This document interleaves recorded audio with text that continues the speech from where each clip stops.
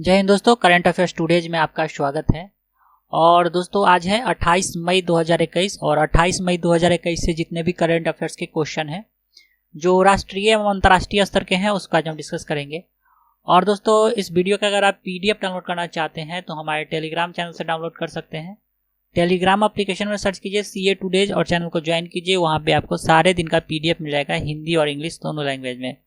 और दोस्तों इस वीडियो के लास्ट में मैंने रिवीजन का 2 प्रश्न रखा है जिसका आंसर आप लोग को कमेंट बॉक्स में देना है, तो वीडियो लास्ट तक जरूर देखिए। तो चलिए शुरू करते हैं।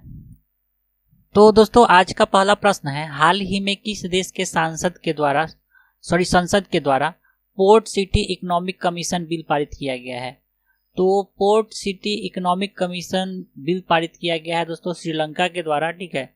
डी ऑप्शन इसका सही हो गया।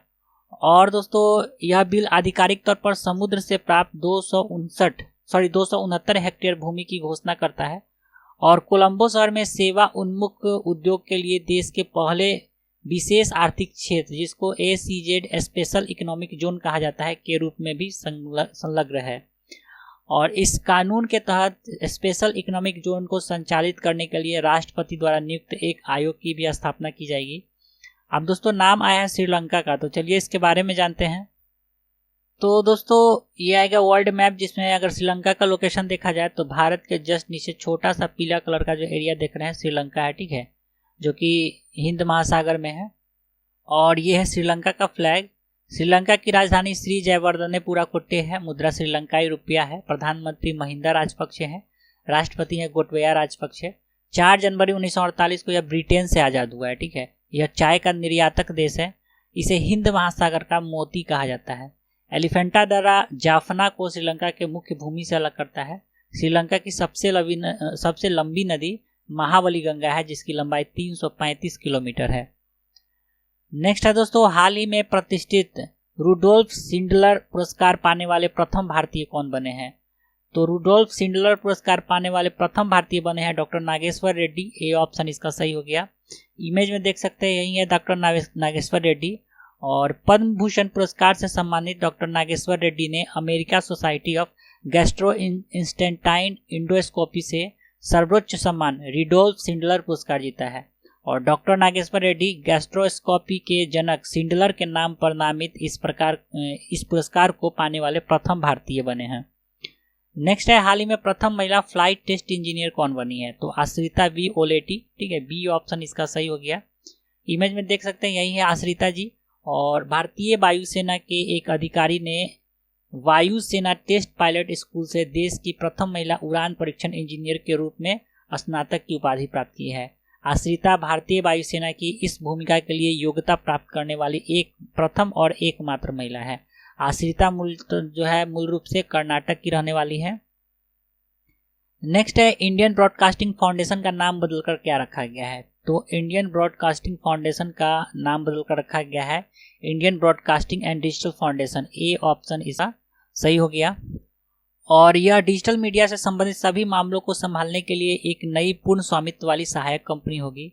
अब दोस्तों नेम चेंज से आया है, तो हाल ही में कुछ नाम बदले गए हैं, तो इसको एक नज़र में देख लेते हैं। तो बलवीर सिंह सीनियर हॉकी के खिलाड़ी के नाम पर पंजाब का मोहाली इंटरनेशनल हॉकी स्टेडियम का नाम रखा गया है। और हाल ही में पाकिस्तान के KRL स्टेडियम का नाम बदलकर शुएब अख्तर स्टेडियम रखा गया है। हाल ही में राज्यसभा टीवी और लोकसभा टीवी का विलय की घोषणा की गई है जिसे संसद टीवी के नाम से जाना जाएगा। सेवानिवृत्त IAS अधिकारी रवि कपूर को इनके मुख्य कार्यकारी अधिकारी के रूप में नियुक्त किया गया है। और संसद टीवी ऊपरी और निचले दोनों सदनों के लाइव कार्यवाही का प्रसारण करेगा।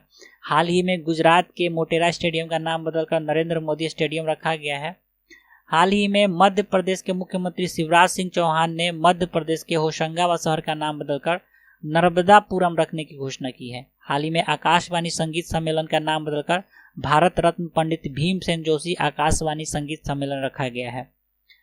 अगला प्रश्न है, रडार सिस्टम द्वारा सहायता प्राप्त कर एक नई प्रणाली विकसित करने के लिए इसरो के साथ किसने समझौता किया है। तो इसरो के रडार सिस्टम द्वारा सहायता प्राप्त करके एक नई प्रणाली विकसित करने के लिए इसरो के साथ नासा ने समझौता किया है। सी ऑप्शन इसका सही हो गया। और यह इसरो से रडार सिस्टम द्वारा सहायता प्राप्त एक नई प्रणाली विकसित करेगा जो जलवायु परिवर्तन और आपदा शमन से संबंधित प्रयासों का मार्गदर्शन करने के लिए महत्वपूर्ण जानकारी प्रदान करेगा। अगला प्रश्न है दोस्तों, हाल ही में भारतीय अमेरिकी मूल के किस व्यक्ति को अमेरिका के महानिदेशक और विदेश वाणिज्य सेवा और वाणिज्य विभाग में वैश्विक बाजार के सहायक सचिव के रूप में नामित किया गया है? तो उनका नाम है अरुण वेंकटरमन। बी ऑप्शन सही हो गया। इमेज में देख सकते हैं, यही है अरुण वेंकटरमन। और अरुण वेंकटरमन वर्तमान में वाणिज्य सचिव के काउंसलर हैं और वह राष्ट्रपति ओबामा के अधीन वाणिज्य विभाग के अंतर्राष्ट्रीय व्यापार प्रशासन में नीति के पहले निदेशक भी थे।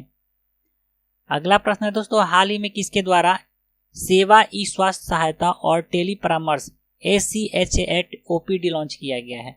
तो दोस्तों यह लॉन्च किया गया है राजनाथ सिंह के द्वारा। सी ऑप्शन सही हो गया। और यह पोर्टल सशस्त्र बलों को टेलीमेडिसिन सेवाएं प्रदान करने में मदद करेगा। नेक्स्ट है, हाल ही में अमेजन के नए CEO के रूप में किसे नियुक्त किया गया है? तो अमेजन के नए CEO नियुक्त किया गया है एंडी जेसी। ए ऑप्शन सही हो गया। और इमेज में देख सकते हैं, यही है एंडी जेसी। अमेजन के कार्यकारी एंडी जेसी 5 जुलाई 2021 से अमेजन के संस्थापक जेफ बेजोस की जगह CEO की भूमिका निभाएंगे और जेफ बेजोस अमेजन के कार्यकारी अध्यक्ष बनेंगे और नए उत्पादों और पहलों पर ध्यान केंद्रित करेंगे। अगला प्रश्न है, हाल ही में किस राज्य के शेरगांव जैव विविधता प्रबंधन समिति को भारत में सर्वश्रेष्ठ समिति के रूप में सम्मानित किया गया है? तो शेरगांव जैव विविधता प्रबंधन समिति जो है दोस्तों, ये अरुणाचल प्रदेश में है। डी ऑप्शन सही हो गया। और यह राष्ट्रीय जैव विविधता प्राधिकरण द्वारा भारत जैव विविधता पुरस्कार के 5वें संस्करण के दौरान प्रदान किया गया है। अगला प्रश्न है, हाल ही में इक्वाडोर के नए राष्ट्रपति के रूप में किसे नियुक्त किया गया है? तो इक्वाडोर के नए राष्ट्रपति के रूप में नियुक्त किए गए हैं गुइलेर्मो लासो। ठीक है, बी ऑप्शन सही हो गया। इमेज देख सकते हैं, यही है गुइलेर्मो लासो। अब दोस्तों इनको नियुक्त किया गया है इक्वाडोर के नए राष्ट्रपति के रूप में। नाम है इक्वाडोर का, तो चलिए इसके बारे में जानते हैं। तो दोस्तों इक्वाडोर जो है ये दक्षिण अमेरिकी देश है। ठीक है, दक्षिण अमेरिका में देखा जाए तो ये पीला कलर का जो छोटा सा एरिया है यही है इक्वाडोर। इक्वाडोर का सीमा देखिए, नीचे पेरू से सटा हुआ है, ऊपर कोलंबिया है। ठीक है, इक्वाडोर की राजधानी क्विटो है, मुद्रा अमेरिकन डॉलर है, राष्ट्रपति है गुइलेर्मो लासो जो कि नए राष्ट्रपति बने हैं। इक्वाडोर आधिकारिक तौर पर इक्वाडोर गणराज्य, शाब्दिक रूप से भूमध्य रेखा का गणराज्य, दक्षिण अमेरिका में स्थित एक प्रतिनिधित्व लोकतांत्रिक गणराज्य है। भूमध्य रेखा जिसके आधार पर देश का नाम रखा गया है, इक्वाडोर को 2 भागों में विभाजित करती है। इसकी राजधानी क्वेटो और सबसे बड़ा शहर गुआयाकिल है। ठीक है, गुआयाकिल। ठीक है, अगला प्रश्न है दोस्तों, हाल ही में किसके द्वारा Ayush clinical case repertory portal और आयुष संजीवनी ऐप के 3रे संस्करण का शुभारंभ किया गया है? तो Ayush clinical case repertory portal और आयुष संजीवनी ऐप के 3रे संस्करण का शुभारंभ किया गया है किरण रिजिजू के द्वारा। ठीक है, सी ऑप्शन इसका सही हो गया। और Ayush clinical repertory portal Ayush चिकित्सकों और आम जनता दोनों का समर्थन करने के लिए एक मंच के रूप में कार्य करेगा। इस पोर्टल का उद्देश्य बड़े पैमाने पर आयुष चिकित्सकों द्वारा प्राप्त नैदानिक परिणामों के बारे में जानकारी एकत्र करना है। नेक्स्ट है, वित्तीय वर्ष 2020-21 में किस राज्य को सबसे ज्यादा FDI प्राप्त हुआ है? तो गुजरात प्रथम स्थान पे आया है FDI के मामले में। डी ऑप्शन सही हो गया। वित्तीय वर्ष 2020-21 के दौरान कुल FDI इक्विटी प्रवाह में 37% हिस्सेदारी के साथ गुजरात पहले स्थान पे आया है।